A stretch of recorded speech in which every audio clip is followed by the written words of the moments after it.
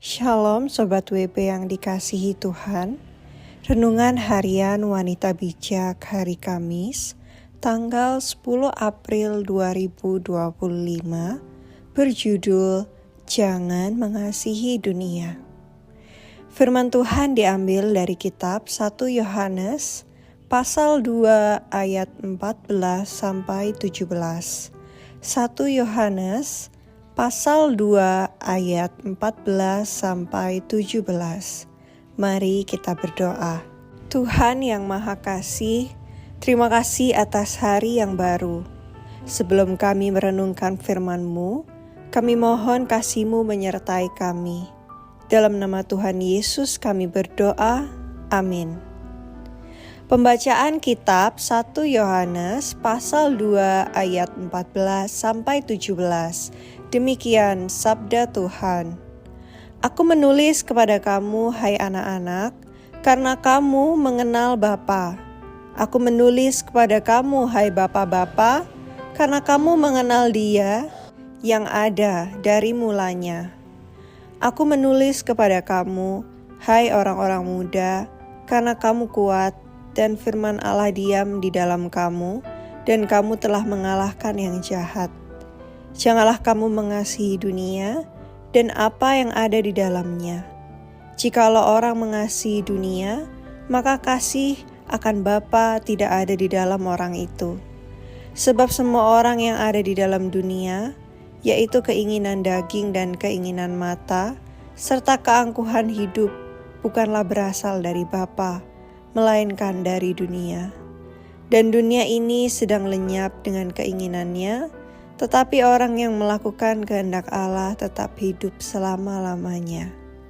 Demikian sabda Tuhan, berbahagialah mereka yang mendengarkan firman Tuhan dan melakukannya. Haleluya. Sobat yang terkasih, mengapa tidak boleh mengasihi dunia, dan apa saja di dalam dunia yang dapat membuat kita binasa?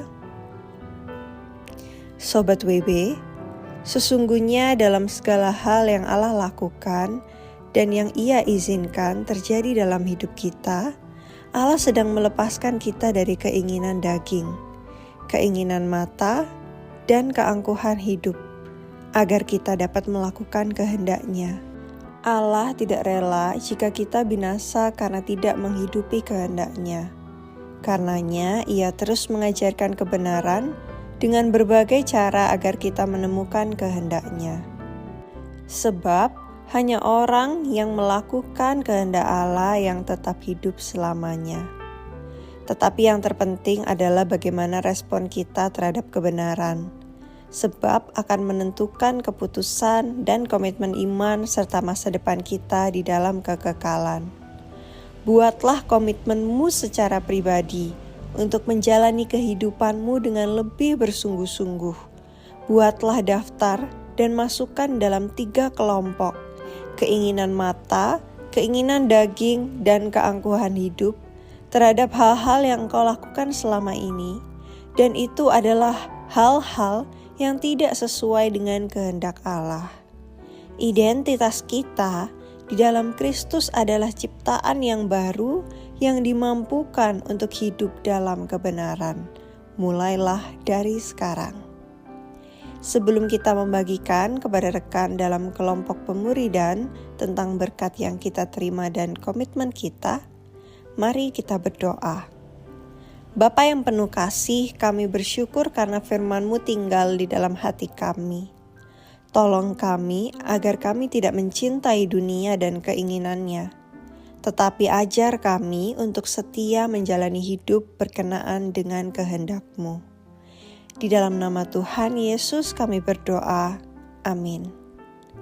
Dunia dan segala sesuatu di dalamnya yang diinginkan oleh manusia sedang lenyap, tetapi orang yang menuruti kemauan Allah tetap hidup sampai selama-lamanya. 1 Yohanes pasal 2 ayat 17 BI